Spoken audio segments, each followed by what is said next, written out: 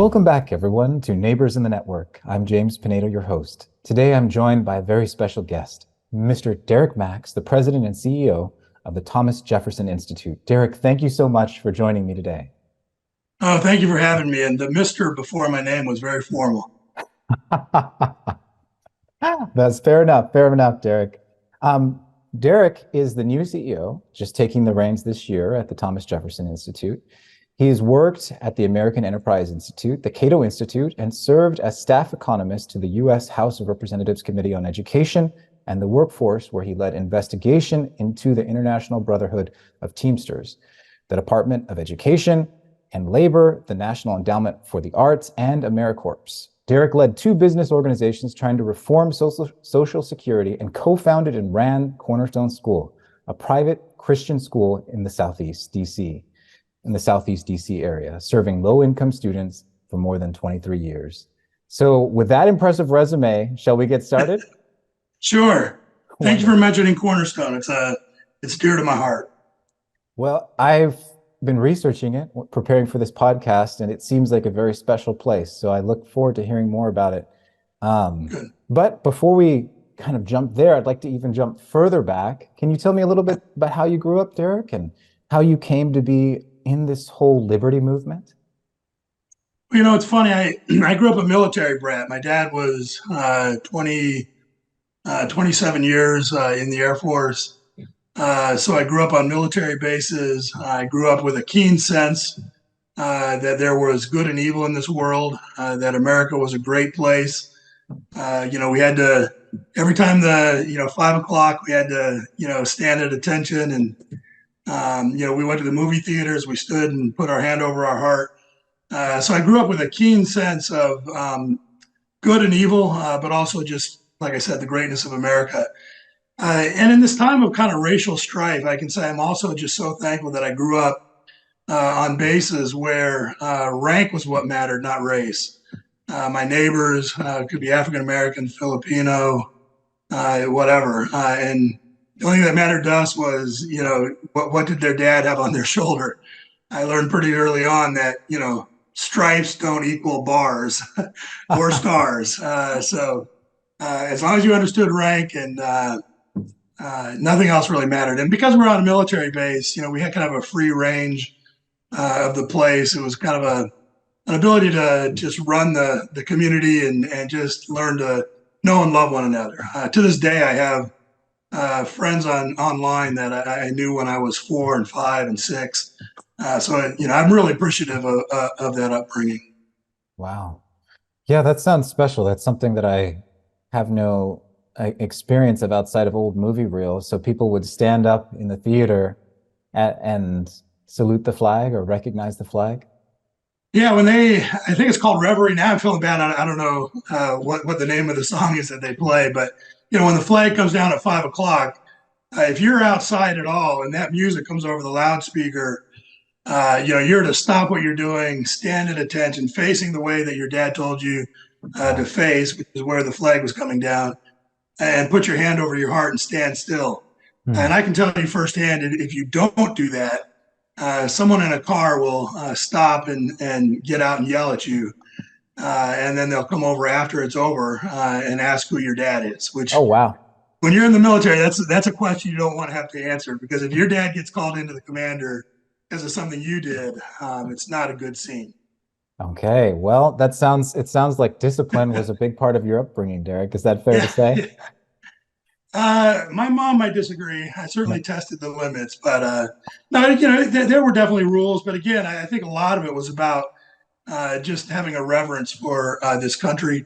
Even in our school settings, we would have Vietnam vets and other vets come through and talk about why they fought, why it was important. And our parents were always very, wanted to make sure we understood that what was standing between us and the bad guys was our parents and our neighbors' parents. Mm, That I really do appreciate that to this day.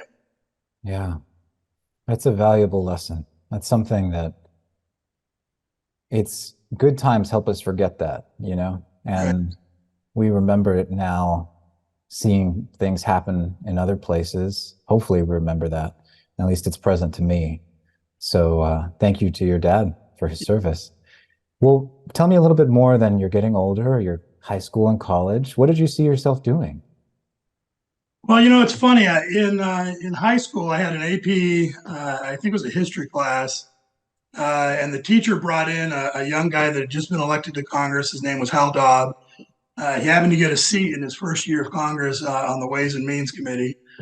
And he came in and he just gave us a lecture kind of on supply side economics, and just how the Congress works. And but I got to tell you, when he talked about prices and markets and taxes, something in me was like, that is fascinating. Hmm. That's something, when you're a kid, especially on a military base where, you swim for free, you go bowling for free, the movies are free.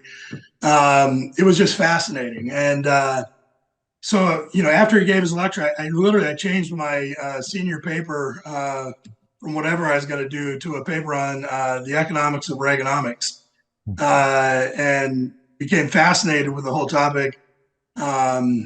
And so, really, it was just from there, I couldn't get enough of it. And when I went to college, I was fortunate to have a professor named P.J. Hill. He co-founded the PERC out in Montana. He was in the state think tank world. He was self-identified, although it was funny to us. He didn't tell us what he was, but I come to learn that he's a libertarian.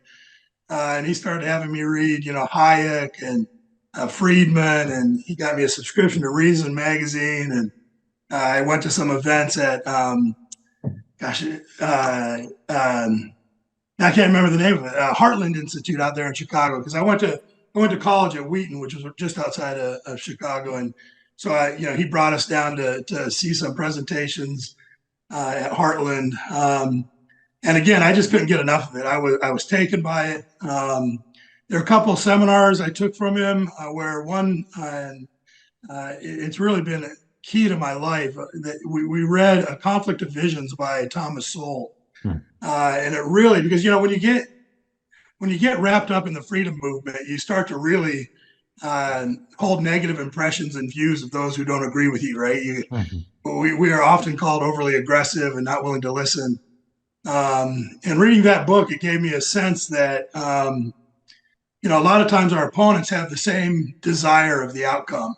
They want what's best for America, but their vision of mankind is different than ours. And so the process of getting there is different, and that it's important to understand their vision and your vision, and how deeply ingrained those are, that sometimes they will never change, because they,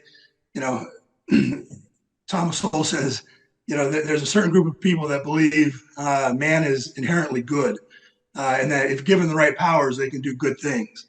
Whereas, my vision is more that man is inherently sinful, and if given too much power, will abuse that power. And that's why there needs to be a restraint. And so these visions, even though I think a lot of times we both want to end up in the same place, they significantly impact our ability to come to an agreement.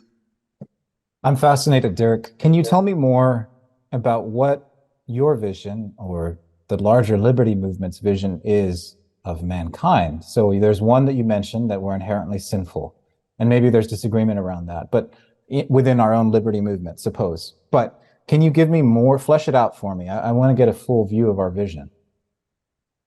Well, I'm kind of a rare libertarian. I've read Ayn Rand, and I understand the broader movement. I approach this from a Christian perspective. My theology is that man was a sinner in need of a savior, and we will continue to sin. Obviously grace abounds for us, but as far as mankind, and I think it plays itself out if you actually look at history, very few people gain power without abusing it. And so it really has just shaped a lot of my view of the importance of having limits and powers. And it's also, when you look back at the founding of America, they wrote a document that to me seemed to understand that they didn't want a king. They knew what that meant. But they also didn't want the president to have unlimited, unfettered powers. And so they created a system of checks and balances that I think, when you think about these guys creating this, out of whole cloth. I mean, it's a pretty powerful system that they've created. And I worry often that we move away from that in small increments. And I think under COVID, I think we took some large steps away from the checks and balances. But in my opinion, it's critical to who we are as Americans and free people, and ultimately to who we are as created people by God.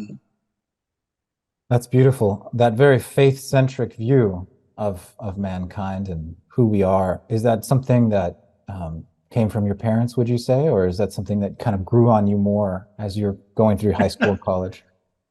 Well, my parents, I did not grow up in a Christian home. My brother came to know the Lord in high school through a ministry called FCA, Fellowship of Christian Athletes. And he really brought that into the house. And I dabbled in it. I would go to church more just to make friends and to entertain. Um, but when I went off to college, I realized it was time for me to decide who I was going to be and who I was going to follow. And it was at Wheaton that I really came to understand the importance of uh, understanding that I was created for a purpose by a God who loved and cared for me and sent a son to die for me. So um, I sound like I'm preaching. I didn't mean to do that, but that's when it really became central to my life. I was also fortunate to go to a college where you put your faith in practice. So, we would do ministry, tutoring and mentoring in Cabrini Green in Chicago. My wife did it down in South Chicago in the Robert Taylor homes. And it's just been an active part of my life through my faith is to continue serving those that God has called us to serve who are less fortunate and more needy. And it's just become a way of life that I've loved, and I wouldn't trade it for the world. I'm glad to hear it. It seems like you're a little bit of a rare breed, though, that while you're attending college, you're becoming more religious, more fiscally conservative, Right. while probably all your college students are stretching their that were raised in Christian families are stretching in the other direction, maybe. But tell me, as you're in college, can you tell me a little bit about what pushed you to join this sort of very religious moment? Like, what was that moment where you, not religious moment, this very liberty movement? What was the point where you jumped in?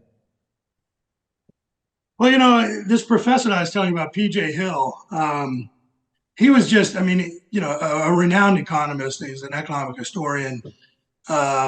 He was passionate about the topic. As I said, I'd started to study this on my own in high school, but hearing him explain it and just the power of the of prices Hmm. and how important that is and what signals that sends to markets. And I mean, when you really think about our system, it's incredibly complex, and yet it's unmanaged, and Yeah.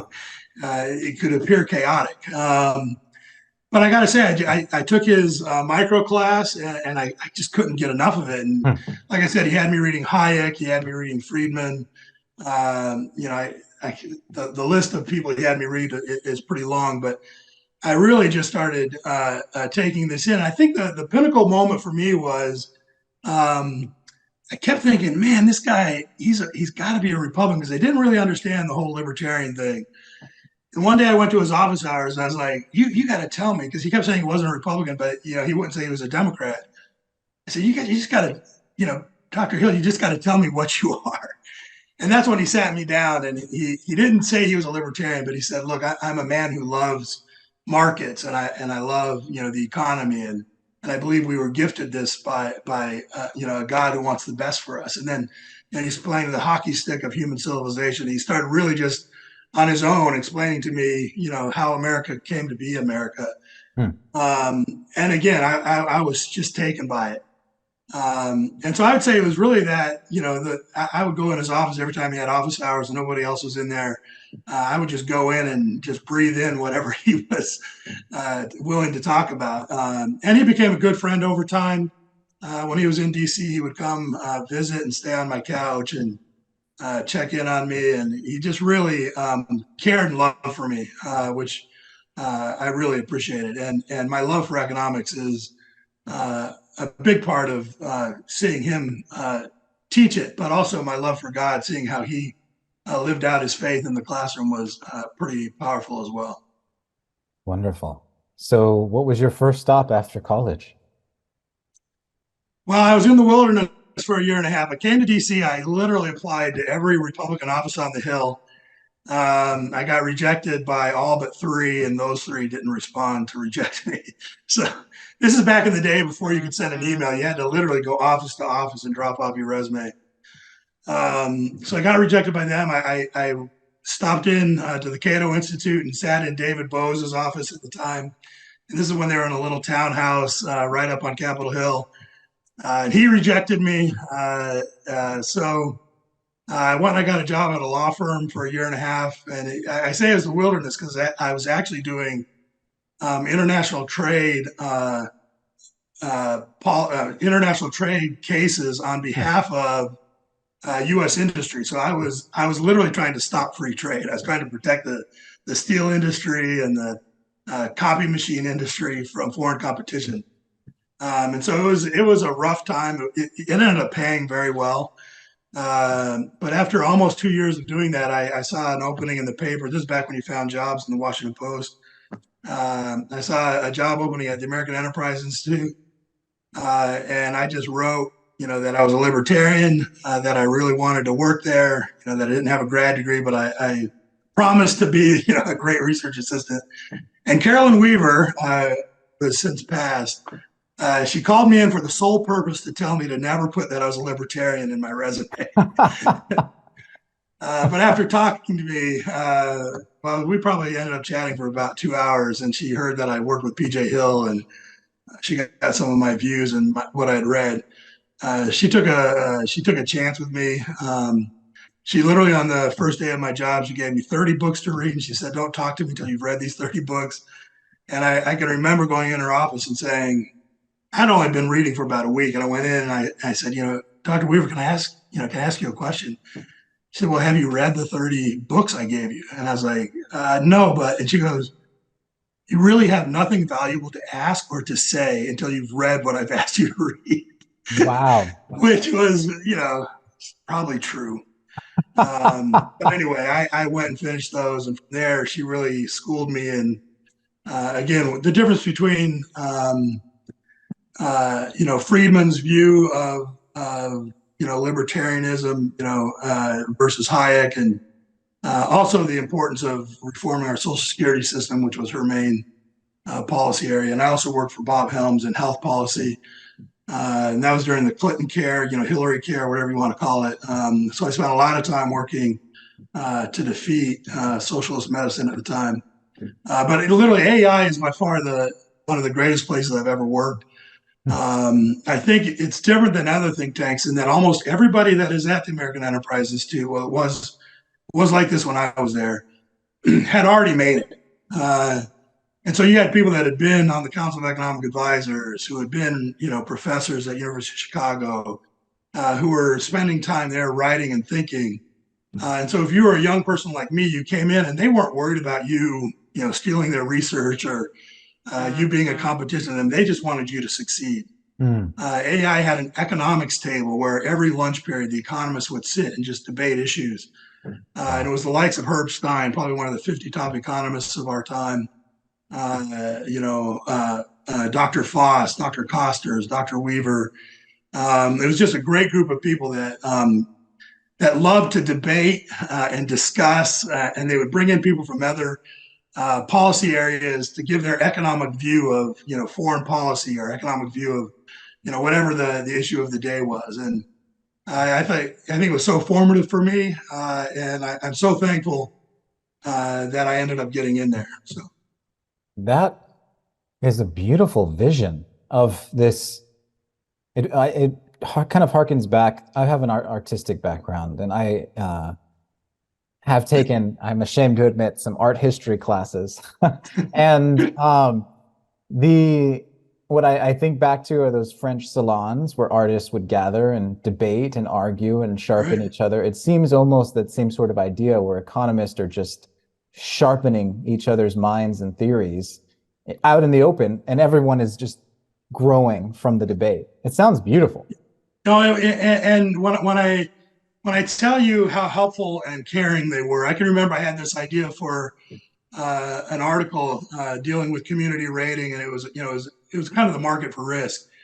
And I went to Herb. Herb heard me talking about Herb Stein heard me talking about it at the Economist table, and he called me into his office. And he said, "Well, have you talked to Milton about this?" And I was like, Milton. I'm thinking all through the AI names. He's like, "Well, let's call Milton Friedman. He's done work on this." And I'm like, I can't call, Milton Friedman. But then he called in David Bradford, who did work at AI, and had also had an interest in this, and told him about my work. And again, I don't have a graduate degree. I'm just a young guy that cares about markets. And David Bradford, who had been on the Council of Economic Advisors, was probably, again, he taught at Princeton. After hearing me talk about it, he said, Derrick, would you mind if we wrote something together? Wow. I was like, wrote something together. I would be happy to research and put your name on it. And he was so committed to writing it together that he got a call. We had it published in the Tax Policy and the Economy. It's a journal at MIT. But he got a call from the Wall Street Journal asking if they could publish like an excerpt of it as an op-ed. And David came to my office. He told me, the Wall Street Journal called. I was like, oh, that's great. He goes, no, I turned them down. It's like, why did you turn them down? He said, well, they wanted my name at the top and yours at the bottom. Because we wrote this together. He goes, I'm not putting your name at the bottom. I was just like, David, my name would have looked great at the bottom. I never got into the Wall Street Journal. I've never been published in the journal. But again, so humble and so purposeful. Really, to have an experience where a guy of that stature cares enough about the work that I've done with him to not want to belittle that in any way, and to work with me, legitimately, and he even let me present at the economics conference up at MIT. I had no right standing in front of everybody, but again, it's the kind of people that were at the American Enterprise Institute at the time. So I'm rambling, so I'll stop there. I'm fascinated. It seems like the spirit of magnanimity is what defined AEI at that time. It was a special place, probably still is. Yeah, I assume it still is. I still have friends that worked with me back then who are still there. I would have been there. I would have stayed. After the Republicans took Congress, we got a phone call asking if I wanted to do health policy or education policy up on the Hill. And I had always wanted to work on the Hill, so I said yes. And I remember going into Chris DeMuth's office to tell him I was leaving, and he said, he was the president of AEI at the time. He said, Derrick, there's two callings in life. One is to think and one is to do. Because you are about to leave the higher calling of thinking. He goes, I would ask you to reconsider. I said, I think I can still think. And he just, he wished me well. But it was a powerful thought. And I'm glad that I'm, in some sense, back in the thinking world. Two questions, and I think they both drive the kind of worldview. So I'm hearing that at the beginning you were in a desert, wandering about, trying to find a place, trying to find an oasis. And you found an oasis.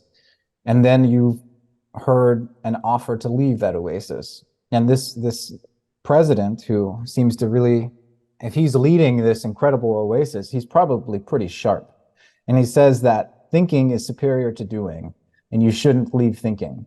So first of all, what kept you going in the desert? How did you manage to survive? There probably are easier things that you could have done. And then second, what do you think of that idea that thinking is superior to doing? Oh, that's interesting. I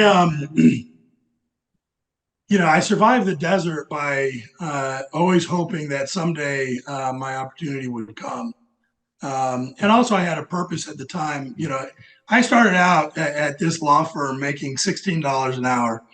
Not $16, making $16,000 a year, which probably $8 an hour. I don't even know. But you always, at law firms, especially these big K Street firms, you have the opportunity to do overtime and to get your meals paid for. And I mean, it becomes pretty lucrative. So within the first year, I probably pulled in $50,000, $60,000, and I was in love with this woman I'd met at Wheaton. And so every check that came just made me feel like, even though I was selling out, selling out free trade, that I was an inch closer to being able to afford a ring to marry the woman that I'd met in Wheaton and really wanted to spend the rest of my life with her. And I'm still with her 33 years later. So, so that's how I made it through the desert. As to the second part of your question about thinking and doing, I think there's definitely a time when people need to do. Chris DeMuth used to always say, if what you're researching today is in the paper tomorrow, you're too late. He wanted you to be thinking about ideas before they were issues of crisis, so that when the crisis arose, you would be the sage to come speak wisdom. That being said, like on Social Security, I went to the Hill. I did a bunch of different things, but I always had in my mind that, man, somebody of my age needs to do something about Social Security. Went to Cato. They were doing great work on Social Security. I joined with Michael Tanner and Andrew Biggs and a bunch of the other scholars there. And we did a lot of work on Social Security. And it came to the point where, we had a president that was going to favor it. We even had a Democrat president, before the Lewinsky scandal. Clinton was favorable to some type of reform. And I just felt like it was a time for somebody to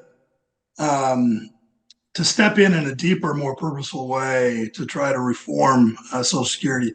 So I had a bunch of people who were thinkers who could think about the policy and the financing of the reforms we were doing. But it was my job to go and bring that to the members of Congress and to the grassroots activists to say, look, this is our chance. If we don't reform Social Security now, too many of the baby boomers will cross over from net givers to net receivers. And at that point, you can't change the system. So we always felt like we had like a 3-4 year gap window within which to work. And we worked like dogs on it. And I thought we had a pretty good effort. We had hard right people who thought we weren't doing enough because we weren't fully privatizing. We had left people who thought, we were, putting people, out in the wilds of the market, and they were going to eat cat food when they got older. But we had a good plan. We fought it. At the end of the day, didn't have the votes. There were some missteps along the way. But today I can always say, I told you so. Everything we predicted has been true. The amount of the unfunded liability continues to grow. Yeah. The number of people paying in versus the number of people paying out. I mean, life expectancy is killing this program. And it's too late really to do much significant to change that. You can obviously change retirement ages and fix things on the edge, but the kind of reform we're talking about, which would have given every American a piece of the economy through their Social Security, I think the option to do that is long gone. Yeah, it was probably like fighting a windmill back then, and now it seems like the windmill is about 10 times larger. Yeah, at the time, it's funny because we had a core, and it was very quixotic or chaotic or however you want to say it. But at the time, we all really believed this was we were going to win. We would meet together every Friday. We had Democrat staff with Republican staff. Who do we need to talk to? What do we need to be saying? This is the argument. What's the counter argument? Where can we raise money to do commercials and buy ads? And how can we get the business community to understand that this is in their interest? And so, it's funny, when we were in the thick of it, I don't know that any of us in that group believed it wasn't going to happen. Because I think it would have been hard to get up every day and take the beating we were taking if we didn't think we were going to win. And there were times I really thought, we had people that said, very significant Democrats who said, I'll support you, but I'm not going to be the first one out of the foxhole. If one of my colleagues jumps up with me, we'll both run to your camp, but we're not doing it alone. And then there's some political mistakes and, probably some errors on my part and some others, but we really didn't view it like that. Now I look back, and And I see that it was literally tilting at windmills. I mean, it was a massive project, the largest domestic government-run program in the world. And we took a stab at it. We took a good stab at it. The sad thing for me is that we didn't actually change anything. There's a part of me that wished we would have had a portion of the bill that could have passed that would have made significant changes then. And so I could look back and say, well, we at least extended solvency 10 years or 20 years, but it's only gotten worse. I mean, it's remarkable how poorly funded Social Security, Medicare. I don't know what we're going to do when I'm a recipient. Mm-hmm. Yeah, it gets more frightening by the day. Yeah, it does. But so you're working there in Washington and yeah, jousting with windmills a bit. Right. I know we're skipping over a little bit, but then all of a sudden I see on your resume that you become the principal of this private school in Virginia, right? Or Washington, D.C. No, it's in Southeast D.C. Yeah. Yeah, Washington, D.C. So what was that transition like? And is that more of a thinker or a doer? Well, that's a funny story. There were a group of us working on Capitol Hill when I was there, who were mentoring and tutoring young kids in different parts of the city, who were just we were perplexed by how bad the DC public schools were, and in fact, we were shocked in a lot of ways at how much worse it was than you would read about in the paper. I always tell the story. I had a kid I was tutoring, fourth grade. He hated to do math. I remember one year I kept saying to him, "Where's your math homework? We're not doing math." He called me Big D. He's like, "Big D, we're not doing math." I'm like, "Everybody does math. You're doing math." So I said to him, "Deontay, I'm gonna come to your school and I'm gonna ask your teacher. And if he tells me that you're doing math, I'm gonna be very upset." He goes, "It's like, Big D, come to my school." So I did. I went in the next day, waited till school was over, went and, visited with the teacher. And he literally looked me in the eye. He said, "If they don't give me a textbook to teach it, I don't teach it." So here's a fourth grader not doing any math because the school system hadn't given their teacher a textbook. Now, that was back in the day. You could have done ditto faxes. You could have written things on the board. You could have had a million ways to teach math without a textbook. So anyway, long story short, we just kept seeing kids fall through the cracks. And a bunch of us on the Hill just said, what are we going to do about this?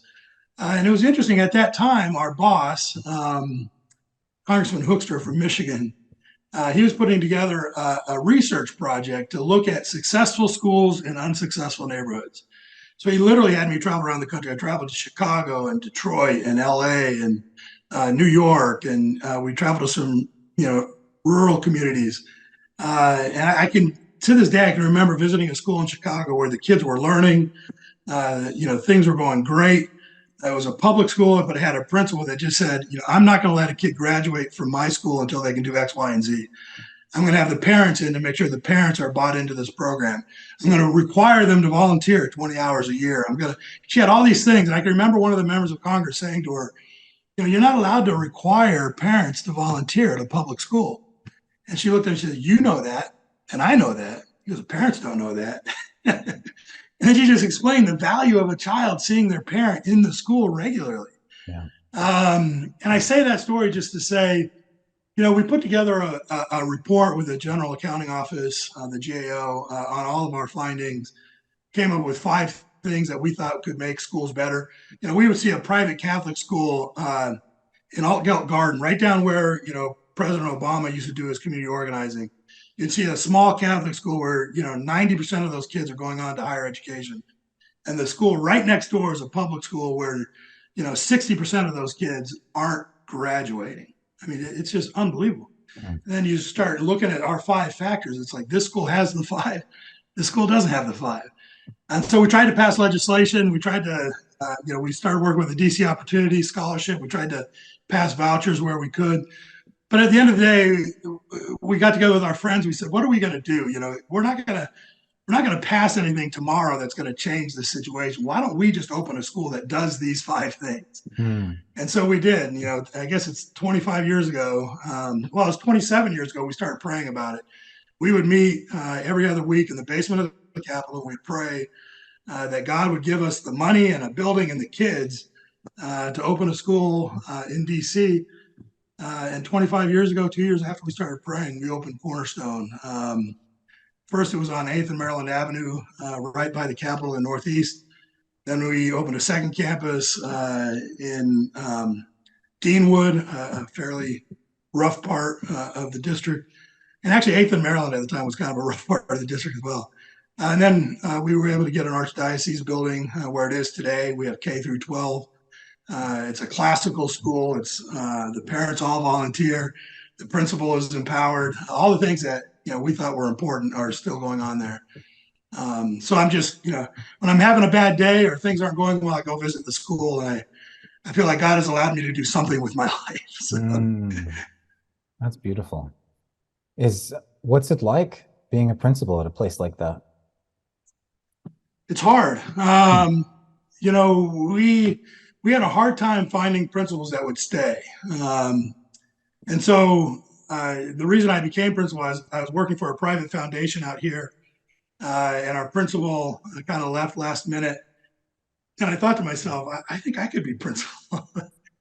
So, when you're chairman of the board, it's not hard to hire yourself. So I went in. We had a lot of things to fix.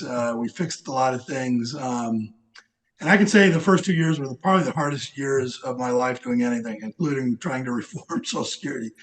But I can say by year 3 and year 4, the culture that we created and the love, I still to this day, I get texts from students that graduated just telling me about a Bible verse that they read, or, hey, I was just thinking about you. When can we get together? I want to get a group of guys together to do a retreat.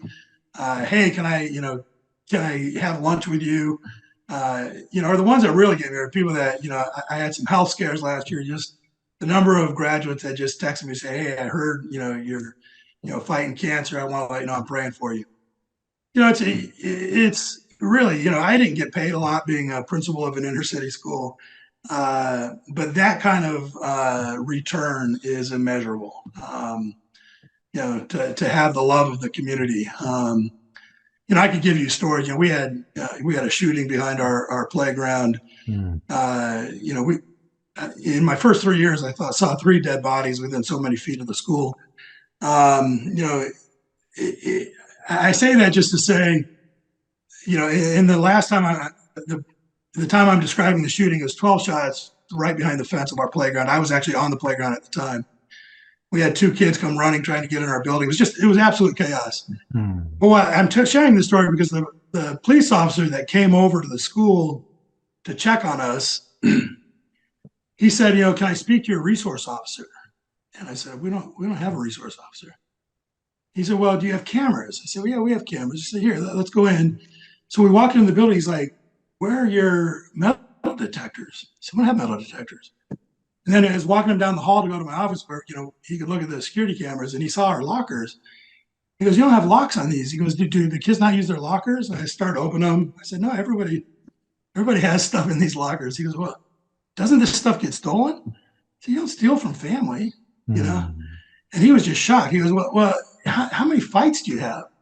And at the time, I could literally say I hadn't had a fight in 5 years. I was like, I haven't had a fight in 5 years. He said, well, how do you do that? I said, we just love the kids and we want them to love each other. And he kind of laughed. And he goes, no, really, what do you do? I said, we teach them to love one another. And he was, when I tell you he was blown away, he was blown away. The school literally just down the block, 1 block away from us. You've got to have your backpack searched. You've got to walk through a metal detector. It's literally like going to jail every day. At our school, you got buzzed in, you went in, no metal detectors. More than likely, you were going to get a hug from some kind of staff member, which also is frowned upon in the rest of the world. But we felt it was our call to love. And as the racial issues became bigger, I was thankful that every one of those kids could say they knew people that didn't look like them who loved them passionately. Mhm. And I can even remember the first time I ever heard about critical race theory. I explained it to one of my seniors. I said, Chris, what would you say if I told you that America was designed to benefit white people to the detriment of black people? And what if I was to tell you that all whites were racist, whether they knew it or not, unconscious, conscious bias, whatever. He said, well, Mr. Max, I know it wasn't true. He goes, because I've had people here that love me. He said, but second of all, if I were to be told that the system was as you just described it, why would I get up and go to school?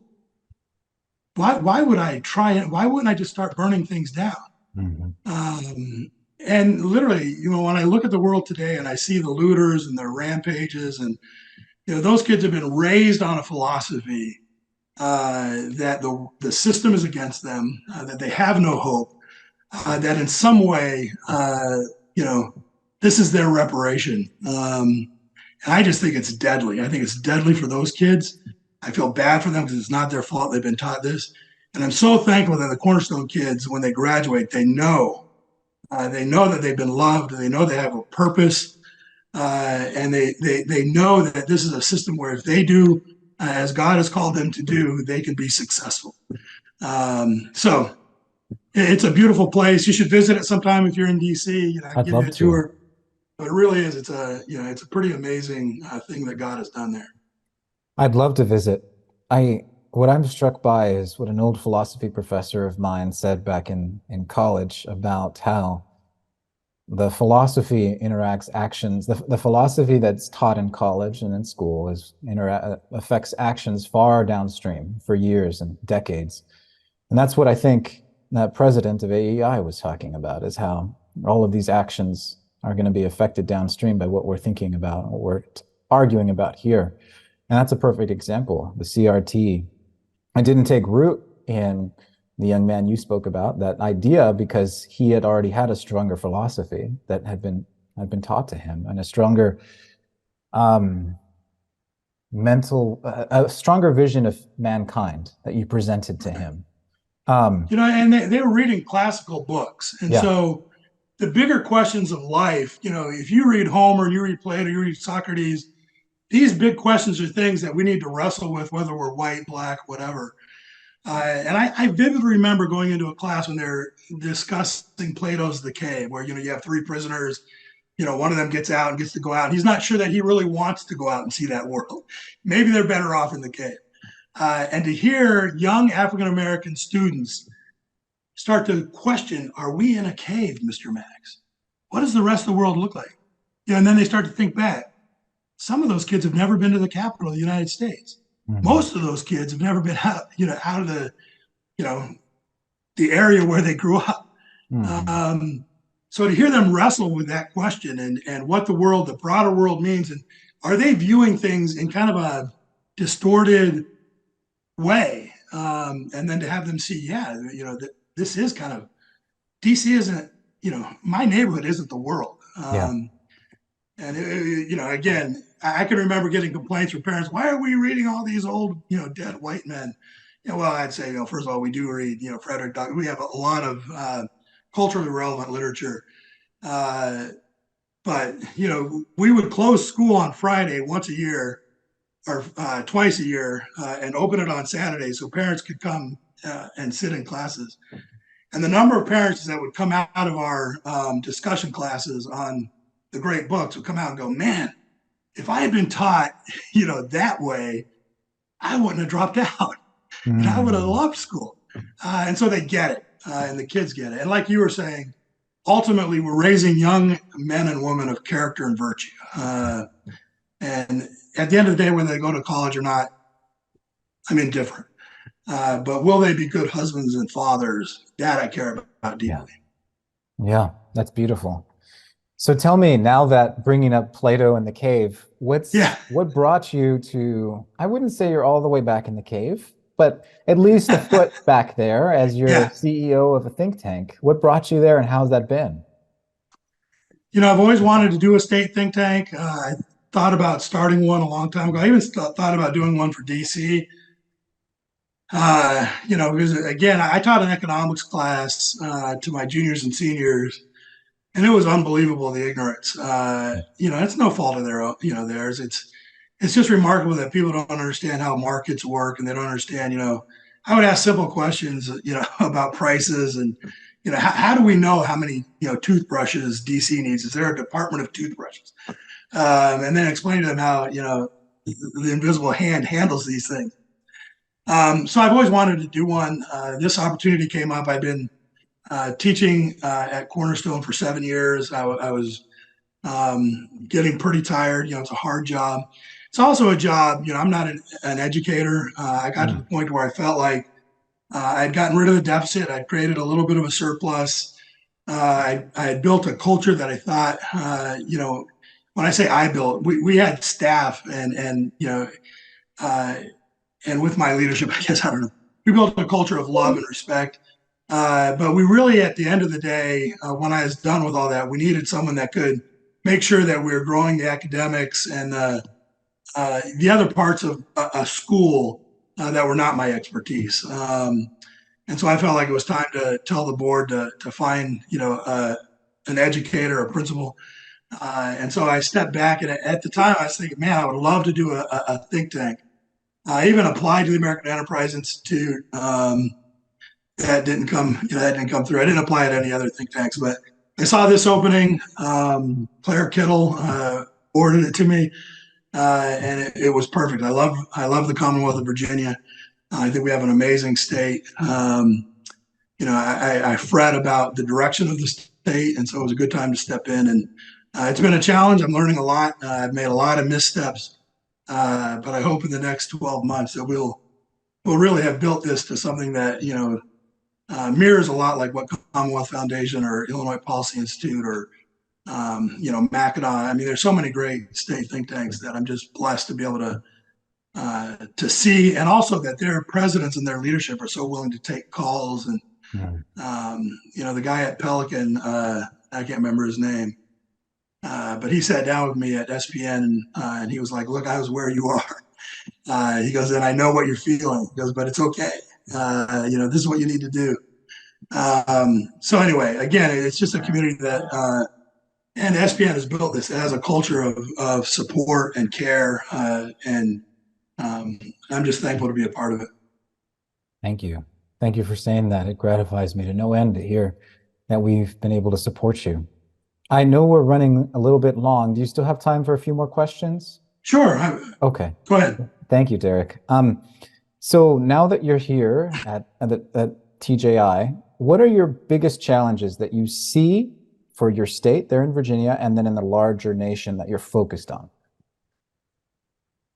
Well, again, in the back of my mind, it's not something the Thomas Jefferson Institute does a lot on. We don't do a lot on social issues, but I do fret about critical theory, whether that's race theory, gender theory. I do worry about our kids. I worry about the kind of things they're being taught. I worry about its impact on our culture. Again, it's not an area we do a significant amount in, but for the state, I'm guessing it's a lot like other places. I'm worried that people have lost track of how prices are set and why they're important. We had 2 terms of a Democrat governor that, we're a right to work state, and they voted in collective bargaining for public employees. Now a lot of our communities are doing project labor agreements, which will significantly increase the cost of doing needed public projects. The green extremism. We've got a power grid in this country that nobody thinks about, because you just flip a switch and your power comes on. But these renewables, and I'm not saying we don't need renewables or we don't need to be careful about our environment. But when you have windmills off the shore that the power has to make it to, where it's needed, that's a lot of space on that grid. And then the monopolies are also being told, oh, you have to take this little solar project and this little solar project and this little solar project. And that just builds up over time and really stresses your grid, and your energy becomes much less reliable. I get frustrated at the green. I call them the green extremists.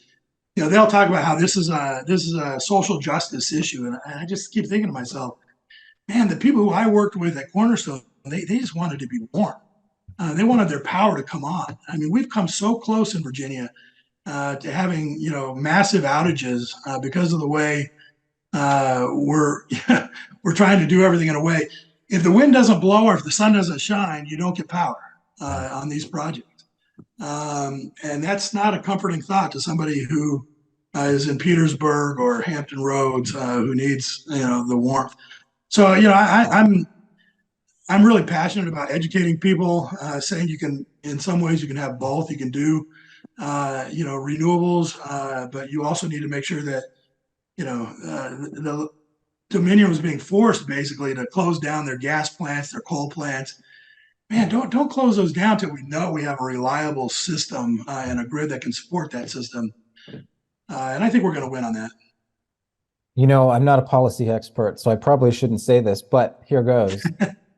I am struck that those that oppose your policy priorities here, calling it a social justice issue, they might be right, but it's on the other way around, because those that are the most vulnerable are the ones that are most affected. And so it is a social justice issue, at least from my perspective, because everywhere, all over the planet, the ones that are most hurt by these policies are the ones that are at the most vulnerable. You're absolutely right. Again, it goes back to that conflict of visions. I think at the end of the day, they want the poor to have power, but they want it to be clean. I want the poor to have power, and I want it to be clean. But what I want more than either of those is reliability, that the poor would not be stuck in the cold. And again, I think a lot of people don't appreciate, and I got to be honest, I'm what am I, 56? I didn't know that this grid was a separate entity that had mandates on it that was really aging, and that the kind of pressures you could put onto the power grid that literally never thought about it in my life. Mm-hmm. So yeah, I just in a lot of ways I think the green extremists, I think they grandstand on the poor, which really frustrates me. I think the worst thing we can do in this world, and it's not just an American thing, is we've made it. I here have this nice jacket, warm home, I have property. Well, let's turn off the spigot, make energy more expensive and harder. I got to tell you, the people in Richmond and Petersburg, that's not going to help them. And even when I think about windmills, it takes a lot of energy to build a windmill. Well, Biden is out there closing plants that are necessary to provide the energy to the people who manufacture windmills. Now, his answer is just get everything from China, which I worry about that. But anyway, I'm rambling. I just believe we need to be very careful. We need to explain ourselves. Mm-hmm. We also need to be honest about the difference between weather and climate. Mm-hmm. We need to be serious about the data. And I know I've seen people on our side exaggerate and try to win points. I will always do what I can to tell the truth, and if I'm wrong, I'm fine being wrong. But the amount of false statements I see, on the other side on a lot of issues, it's really frustrating to me. Understandable. What about other hopes and goals that you have there at TJI besides focusing on these energy policy issues? Well, we're big in, the labor issues, we're trying to fight the collective bargaining as best we can. Again, that's something that will just add prices across the board that will increase taxes on those that can least afford it.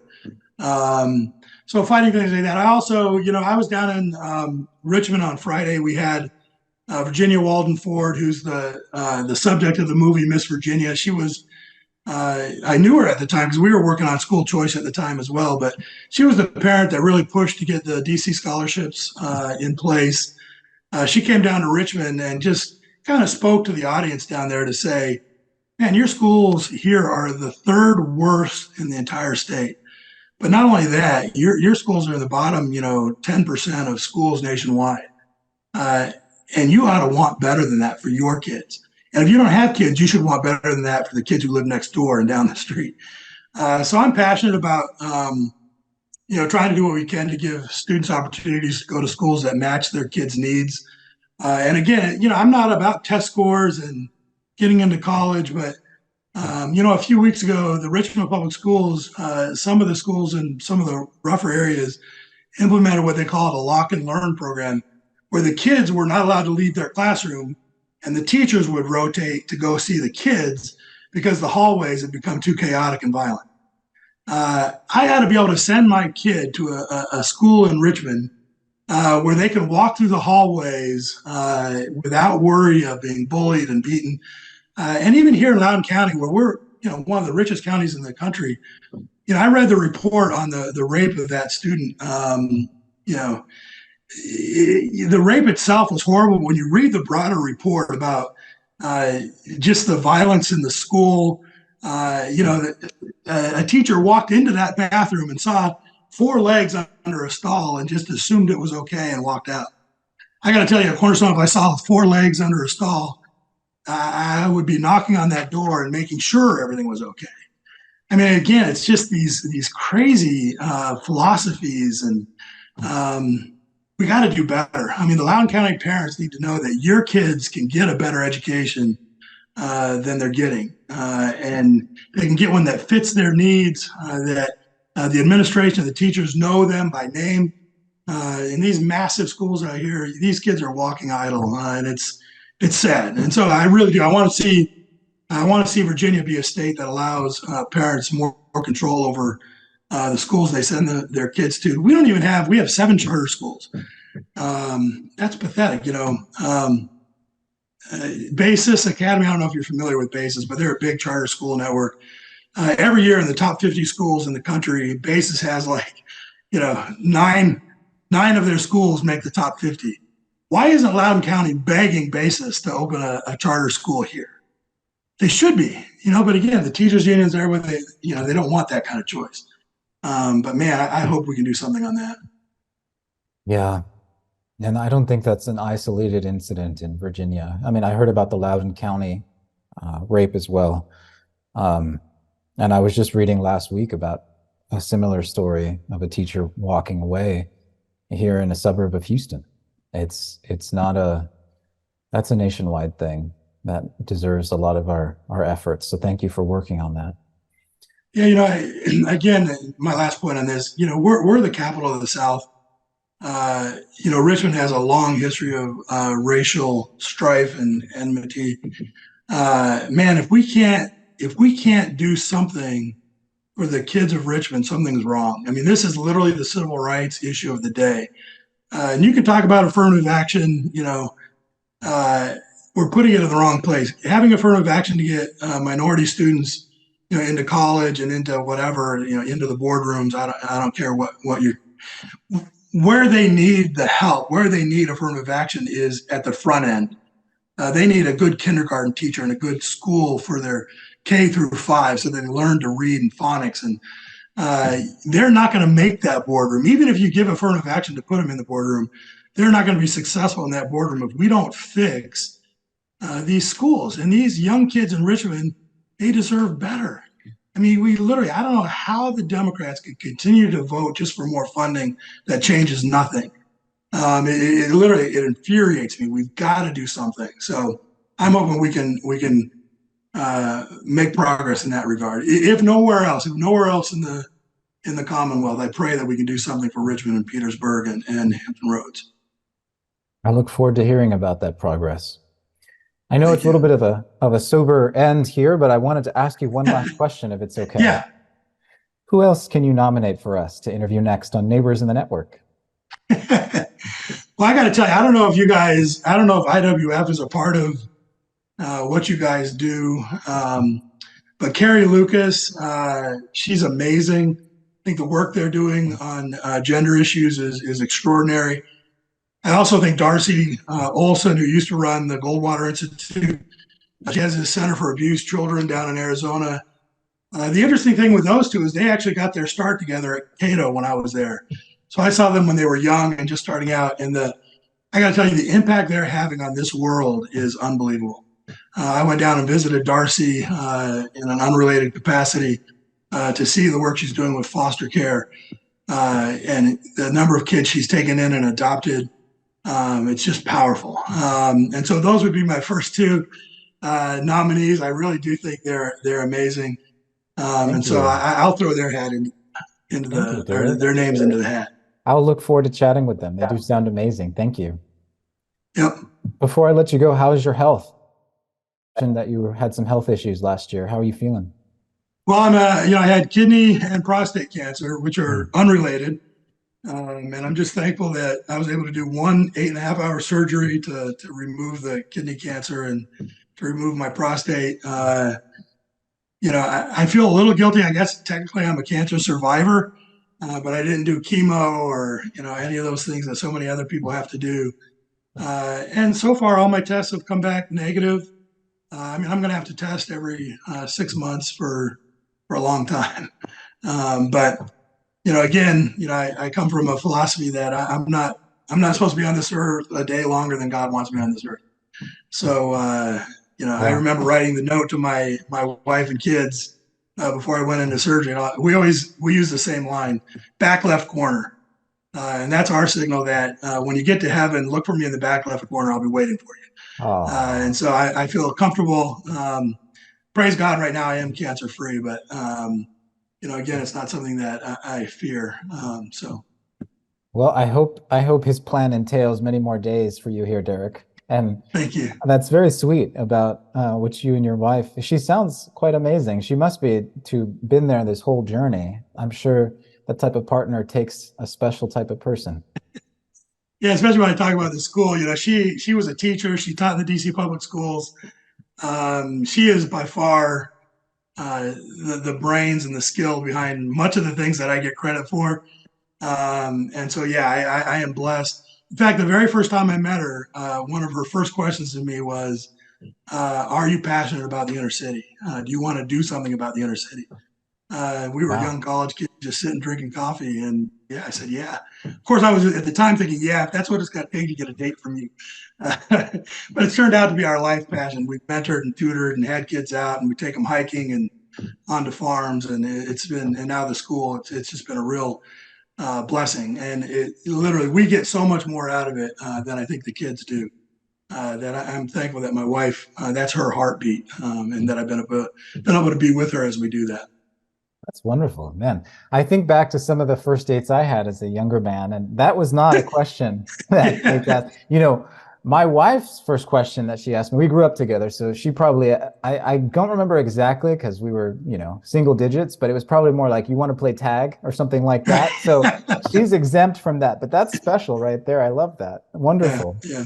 All right. Well, Derrick, thank you again. I appreciate we kept you so much longer than I promised. So thank you so much for your generosity. I hope we get to chat again soon.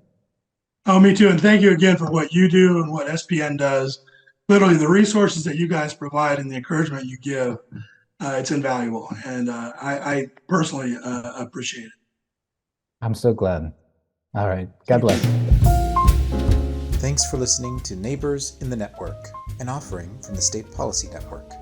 We hope that this podcast can serve as a place for empathy, understanding, and human connection. Please let us know about your thoughts in the comments section. And thanks again.